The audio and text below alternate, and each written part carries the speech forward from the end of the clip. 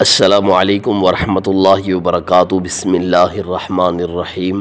خلیفہ اول سیدنا حضرت ابو بکر صدیق رضی اللہ عنہ وہ خوش قسمت ترین انسان ہیں کہ جن کے بارے میں حضور صلی اللہ علیہ وسلم نے ارشاد فرمایا کہ مجھے نبوت عطا ہوئی تو سب نے جھٹلایا مگر ابو بکر صدیق رضی اللہ عنہ نے مانا اور دوسروں سے منوایا۔ جب میرے پاس کچھ نہیں رہا تو ابو بکر رضی اللہ عنہ کا مال راہ خدا میں کام آیا۔ جب ابو بکر صدیق رضی اللہ عنہ نے مجھے تکلیف میں دیکھا تو سب لوگوں سے زیادہ میری غم خواری کی۔ پیکر صدق و وفا سیدنا حضرت ابو بکر صدیق رضی اللہ عنہ کو حضور صلی اللہ علیہ وسلم نے کئی مرتبہ جنت کی بشارت و خوشخبری دی، اور عشرہ مبشرہ صحابہ کرام رضی اللہ عنہم میں بھی آپ رضی اللہ عنہ کا نام سر فہرست ہے۔ اور قرآن مجید میں اللہ تعالیٰ نے کئی آیات حضرت ابو بکر صدیق رضی اللہ عنہ کی شان میں نازل فرمائیں۔ یہ سعادت و خوش نصیبی بھی حضرت ابو بکر صدیق رضی اللہ عنہ کو حاصل ہے کہ آپ رضی اللہ عنہ کے والد، والدہ، اولاد، پوتے اور نواسے بھی حضور صلی اللہ علیہ وسلم کے دست مبارک پر اسلام قبول کرتے ہوئے صحابیت کے اعلیٰ مقام پر فائز ہوئے، اور آپ رضی اللہ عنہ کی بیٹی صدیقہ کائنات حضرت سیدہ عائشہ رضی اللہ عنہ کو حضور صلی اللہ علیہ وسلم کی زوجہ محترمہ اور ام المؤمنین ہونے کا بھی شرف حاصل ہے۔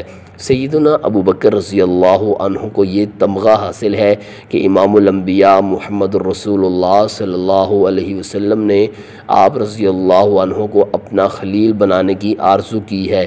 رسول اللہ صلی اللہ علیہ وسلم نے فرمایا، اگر میں کسی کو دوست بناتا تو ابو بکر رضی اللہ عنہ کو دوست بناتا۔ حضرت ابو درداء رضی اللہ عنہ فرماتے ہیں کہ مجھے رسول اللہ صلی اللہ علیہ وسلم نے دیکھا اس حال میں کہ میں حضرت ابو بکر صدیق رضی اللہ عنہ کے آگے چل رہا تھا، تو آپ صلی اللہ علیہ وسلم نے فرمایا، تو اس کے آگے کیوں چل رہا ہے جو تم سے بہتر ہے؟ اس کے بعد فرمایا، جتنے لوگوں پر سورج طلوع ہوتا ہے ان تمام میں حضرت ابو بکر رضی اللہ عنہ سب سے افضل ہیں۔ کتاب السنہ۔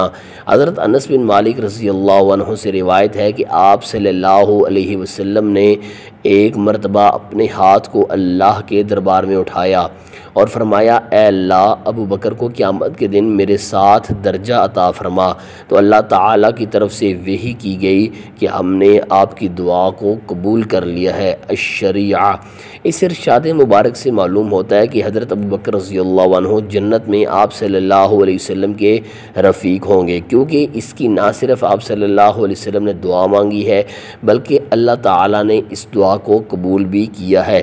صحیح بخاری میں ہے، عروہ بن زبیر رضی اللہ عنہ حضرت ابو بکر صدیق رضی اللہ عنہ کے نواسے کہتے ہیں، میں نے عبداللہ بن عمر بن عاص رضی اللہ عنہ سے پوچھا کہ نبی کریم صلی اللہ علیہ وسلم پر کفار نے جو مصیبتیں ڈھائیں ان میں سے سب سے مشکل وقت مجھے بتائیں۔ عبداللہ بن عمر بن عاص رضی اللہ عنہ نے کہا، مجھے وہ وقت یاد ہے مکے کا جب نبی کریم صلی اللہ علیہ وسلم کی گردن میں عقبہ بن ابی معیط نے چادر ڈال کر کھینچا تو ان قریب تھا کہ نبی کریم صلی اللہ علیہ وسلم کی آنکھیں مبارک باہر آ جاتیں، تو اس وقت حضرت ابو بکر صدیق رضی اللہ عنہ نے آ کر عقبہ بن ابی معیط کو دھکا مارا اور کہا کہ تم ایک شخص کو صرف اس لیے مارتے ہو کہ وہ کہتا ہے کہ میرا رب اللہ ہے۔ ان ظالم کفار نے نبی کریم صلی اللہ علیہ وسلم کو چھوڑ کر حضرت ابو بکر صدیق رضی اللہ عنہ کو پکڑ لیا، اتنا مارا کہ بے ہوش ہو گئے۔ گھر والے اٹھا کر لے گئے، دودھ وغیرہ پلایا۔ جب ہوش آیا تو سب سے پہلے پوچھا کہ نبی کریم صلی اللہ علیہ وسلم کا کیا بنا؟ گھر والوں نے کہا، جس کی وجہ سے اتنی مار کھائی ہے ابھی بھی اس کا نام لے رہے ہو؟ تو حضرت ابو بکر صدیق رضی اللہ عنہ نے بول کر کہا کہ جان جاتی ہے تو چلی جائے لیکن محمد الرسول اللہ صلی اللہ علیہ وسلم کا دامن نہیں چھوڑ سکتا۔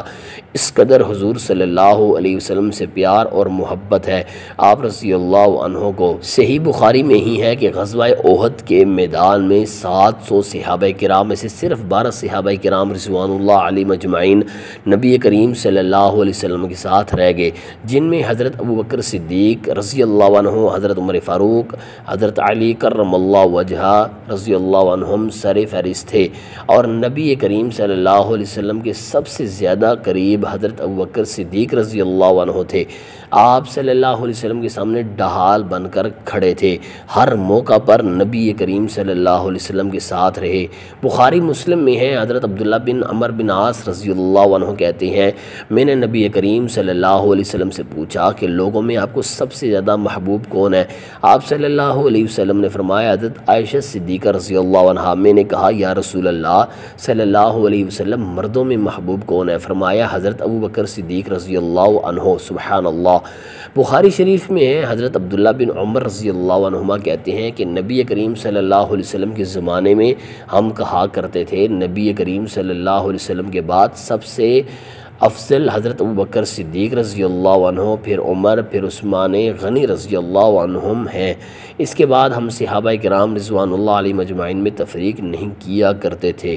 اور اسی طرح نبی کریم صلی اللہ علیہ وسلم احد پہاڑ پر کھڑے تھے کہ احد پہاڑ ہلنے لگا تو نبی کریم صلی اللہ علیہ وسلم نے احد پہاڑ پر ایڑی ماری، اور آپ صلی اللہ علیہ وسلم نے احد پہاڑ کو مخاطب ہو کر فرمایا اے احد رک جا، تیرے اوپر دو شہید، ایک صدیق اور ایک نبی کھڑا ہے۔ احد پہاڑ فوراً رک گیا۔ بخاری شریف میں ہے، محمد بن حنفیہ حضرت علی رضی اللہ عنہ کے بیٹے نے پوچھا ابا جان رسول اللہ صلی اللہ علیہ وسلم کے بعد سب سے افضل کون ہے؟ حضرت علی رضی اللہ عنہ نے کہا حضرت ابوبکر صدیق، پھر عمر رضی اللہ عنہما۔ بخاری مسلم میں ہے، ثقیفہ بنی ساعدہ والی حدیث ہے جس میں ہے کہ 6 ماہ تک حضرت علی رضی اللہ عنہ نے حضرت ابوبکر صدیق رضی اللہ عنہ کی بیعت نہیں کی۔ پھر حضرت فاطمہ بیمار ہو گئی تو حضرت علی ان کی تیمارداری میں مصروف ہو گئے۔ جب سیدہ فاطمہ الزہرا سلام اللہ علیہ فوت ہو گئی تو حضرت علی نے حضرت ابوبکر صدیق رضی اللہ عنہ کو اپنے گھر بلایا۔ جب حضرت ابوبکر صدیق رضی اللہ عنہ آنے لگے تو حضرت عمر فاروق رضی اللہ عنہ نے کہا کہ میں آپ کو اکیلے نہیں جانے دوں گا۔ تو حضرت ابوبکر رضی اللہ عنہ نے کہا مجھے رسول اللہ صلی اللہ علیہ وسلم کے گھر والوں سے کوئی خطرہ نہیں۔